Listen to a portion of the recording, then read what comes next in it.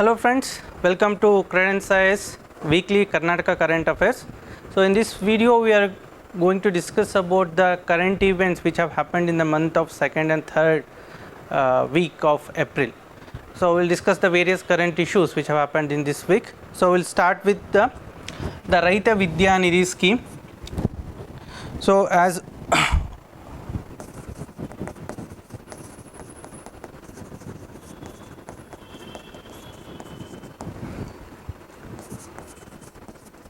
So what is this scheme is all about?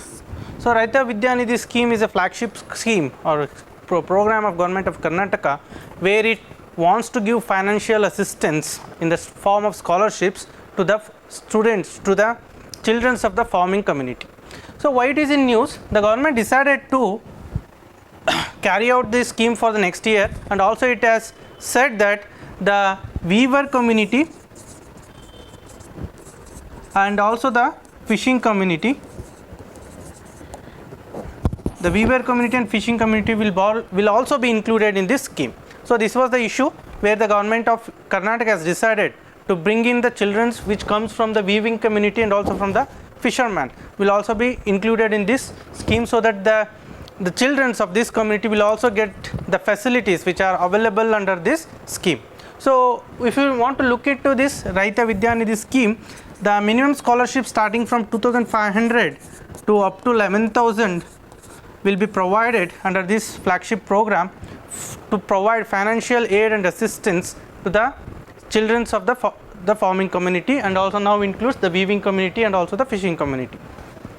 The major objective of this scheme is to enhance or improve the education of the farming communities, the children of the education, children of the farming community, majorly to access and complete the higher education, so that they can become empowered with the education, and also it provides the financial aid. So by providing the financial aid, it will give them the strength to complete the education. So it will help in their overall development and empowerment, and also it will help in improving the literacy rate. So that is the whole objective with regard to the RAITAVIDHANI scheme. So moving on to the next aspect with regard to the scheme, with regard to the events which have took, the next topic which we are going to discuss is the data centers.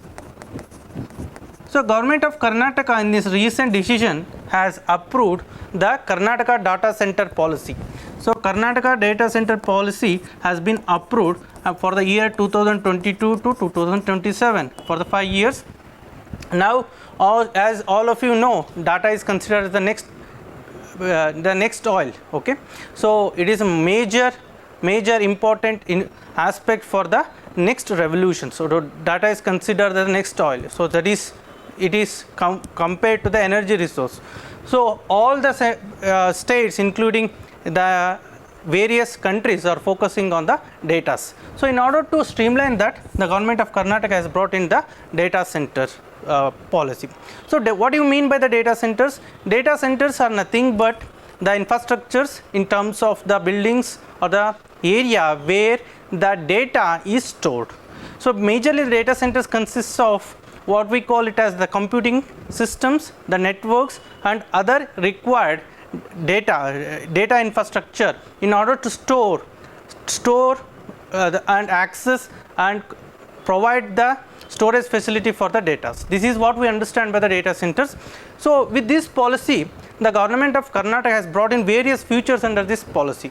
So what are the features under this? So majorly it wanted to create a demand and value for the data centers, and so it wants to build a robust technology driven centers so that it can attract the foreign investment and also provide a digital infrastructure to boost the digital infrastructure and to provide a robust technology driven, digital driven development. This is an important step.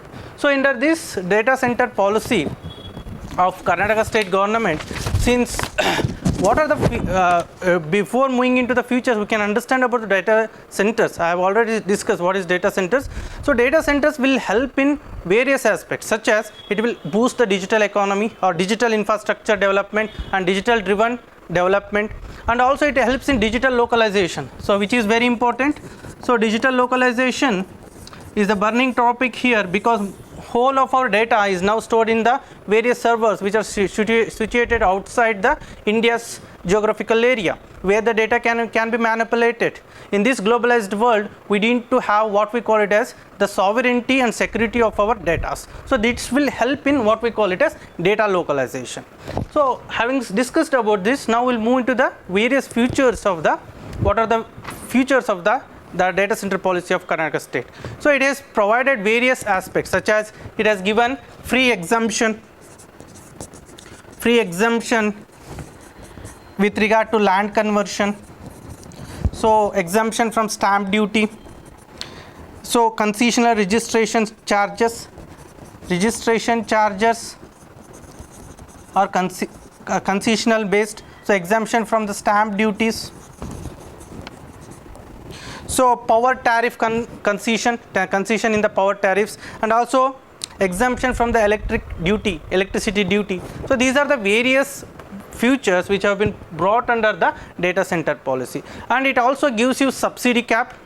Okay, and the major thrust area of this policy is that it focuses on those investments or in those places which is outside the Bangalore urban district. If they come and invest in outside the Bangalore urban district, they get more concessions, more benefits from the government of Karnataka. This is major to boost the tier 2 and tier 3 cities in terms of infrastructure development. So this is one of the important aspects, and as of now there are 8 data centers present in Karnataka, so such as the Reliance, the SIFI, the NTT, the Next Generation, Trimax, Airtel, STT and ESDS. So these are the various 8 data centers which are present now. So in order to boost these data centers, the government has brought in with the new data center policy, and also it is considered as the Bangalore is the most attractive destination for the data centers. Among the top 5 leading destinations, Bangalore holds among the top 5. It is the major place where there is a increased thrust to come and invest in the data centers. So this can be asked the prelims with regard to the year and the futures of the data policy, and also it can be correlated with what we call it as the mains aspect also. What are the measures the government has taken? And you need to understand about what you mean by the data centers. So moving on to the next aspect. So it is regard to Deen Dayal Upadhyay Panchayat Shashtikaran Puraskar. So this is an award given by the government of India on Panchayat Day on April 24th, where they will recognize each panchayat from each state who has done a good work or good cause for the social upliftment, or any good work which have done for the various upliftment of the society. In this year, the Jilla Panchayat, Dakshina Kannada Jilla Panchayat has been selected for this award from the Karnataka state. They have done 2 major initiatives. They have carried out 2 major initiatives. One is Pustaka Goodu.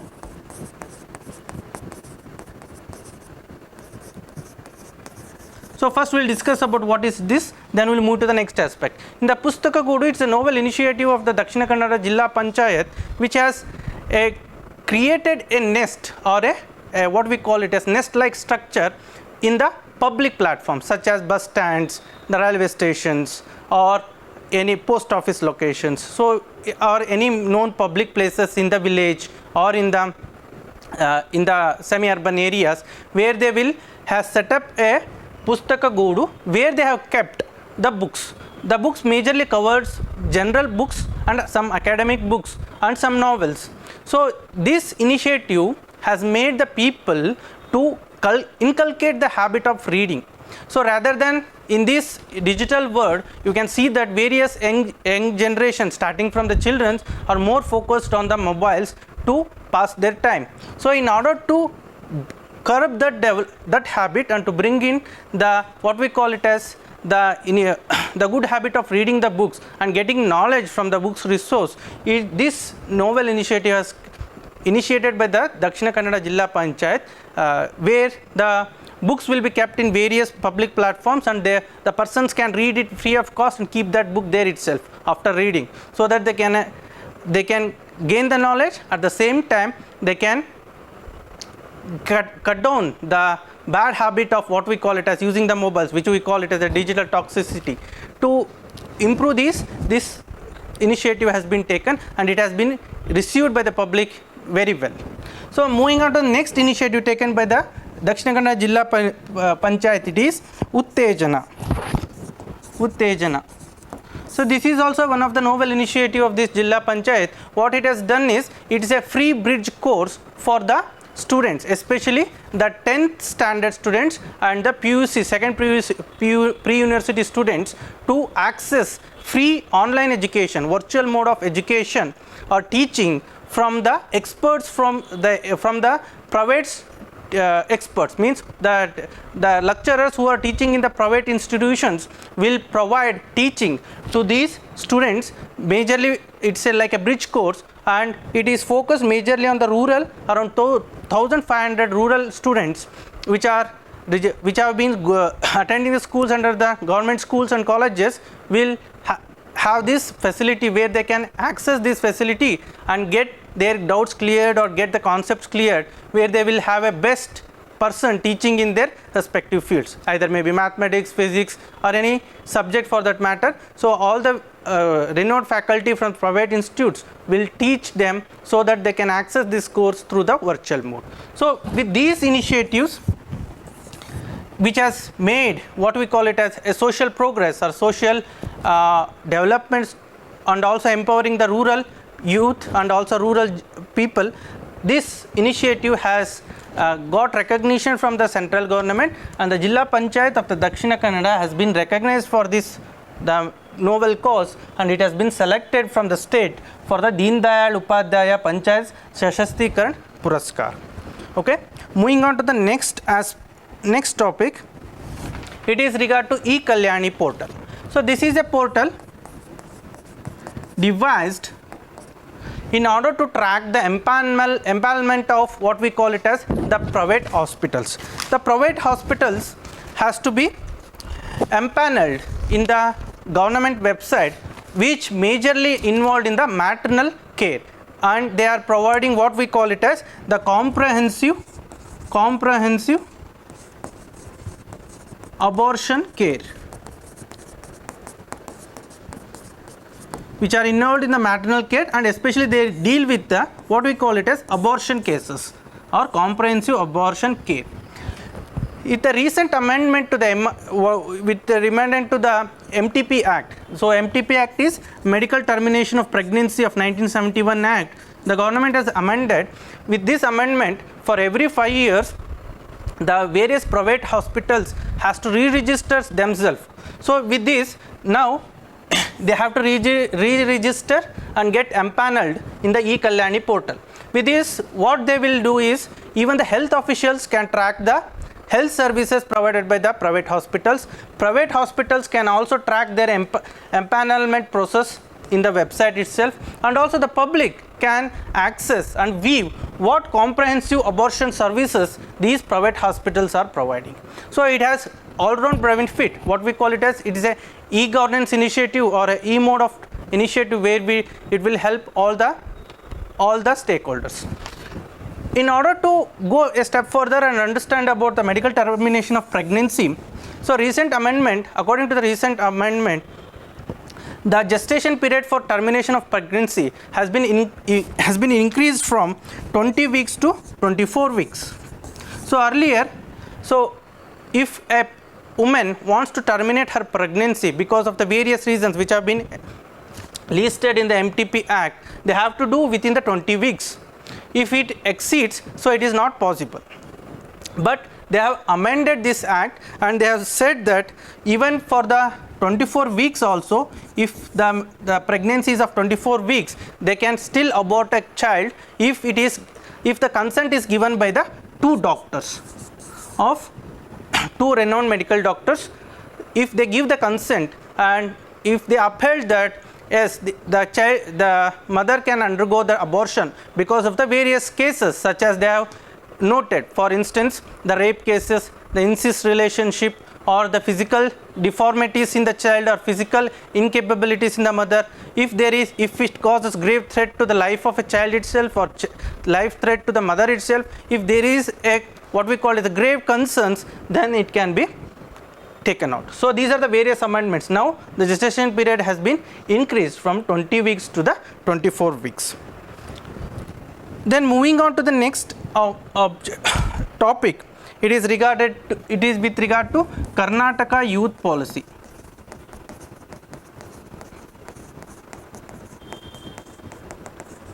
So Karnataka youth policy, the government has already established a committee under the chairmanship of R. Balasubramaniam. Okay, that committee which has been already established under the chairmanship of R. Balasubramaniam.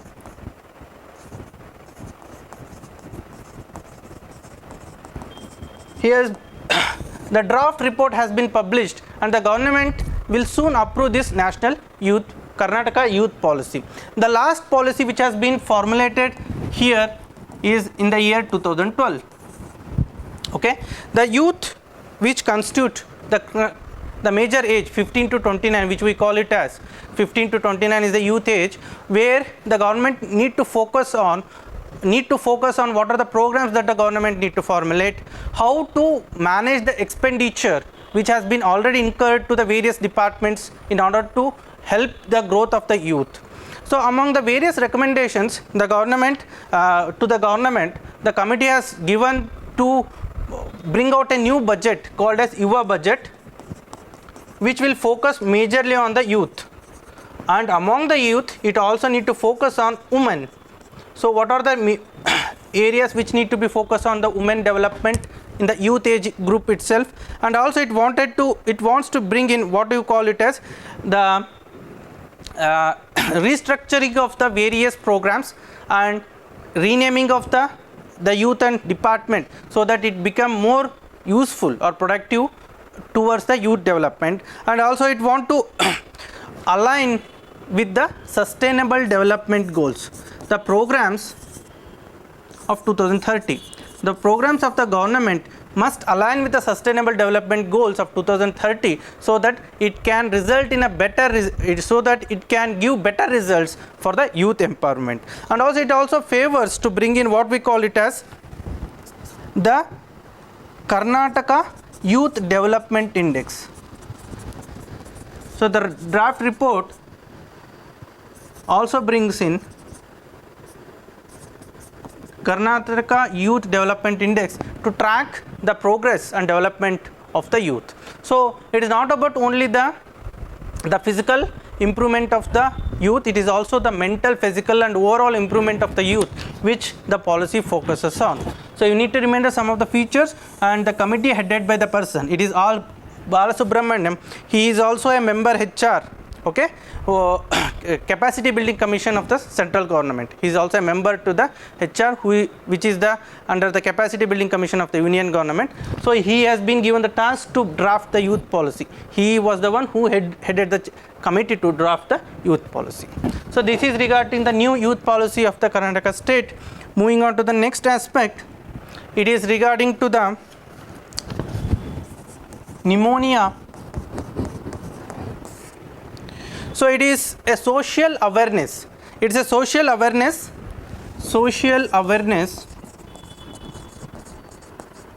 and action to neutralize pneumonia.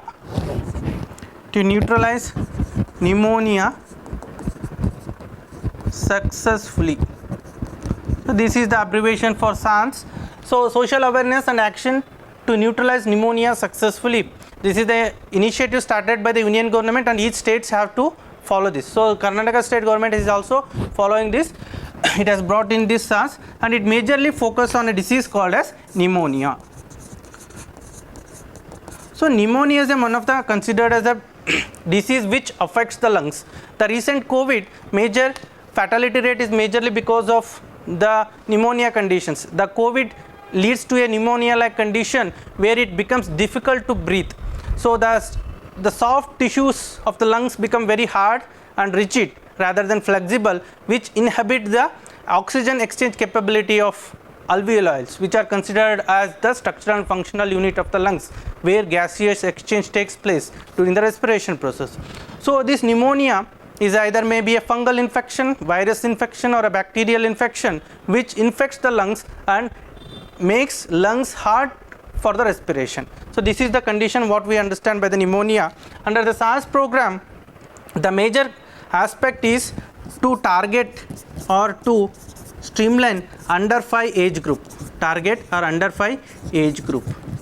So as of the report, the Karnataka's under 5 mortality rate, Karnataka's under 5 mortality rate is 28 per 1000 live births. So Karnataka's under 5 mortality rate is 28 per 1000 live births, and the government wants to achieve it to 2 by 23 for 1000 live births by 2025. By 2025, government want to achieve this number, means to reduce the mortality rate by 5. And as per the national health goals, according to the national health goals, by 2030 the government has to reduce the rate, under 5 mortality rate, to 3 per 1000 live births.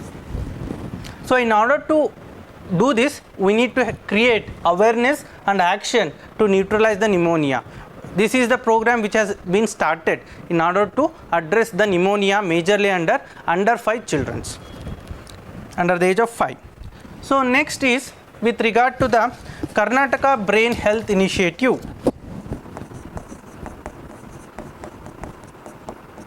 It's a novel initiative of Karnataka state government, which I have already discussed in the earlier videos. In January month itself, the government has started this scheme, which in association with NIMANS and Niti Aayog.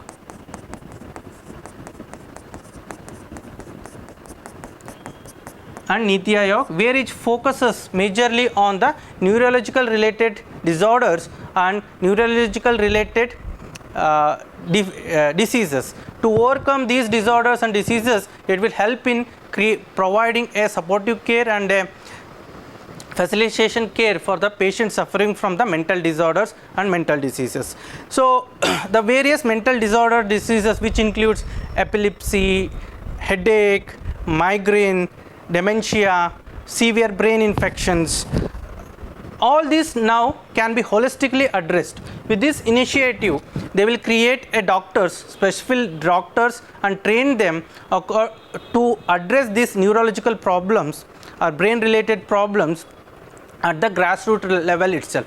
If they have been treated at the grassroots level itself, they can be cured earlier. If they are detected at an earlier stage, they can be cured easily, so that we can treat the neurological disorders. If it still persists, it can be addressed, the cases can be forwarded to the NIMANS. So the grassroots level primary health centers and the doctor and other training and other professionals need to be trained, so that they can better address this issue at the grassroots level. This is the initiative.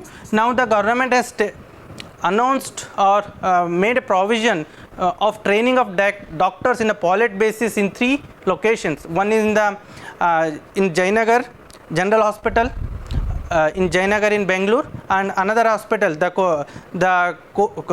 SNR Hospital in Kolar and District Hospital in Chikballapur. These 3 locations have been identified for a pilot basis. In this, they will be doctors and other persons involved here will be trained, and so that this initiative can be taken. And the government has named Robin Uthappa, the cricketer, as a brand ambassador for this project. So Robin Uthappa has been named as a brand ambassador for the Karnataka Brain Health Initiative project. I hope you enjoyed this video. Thanks for watching this video.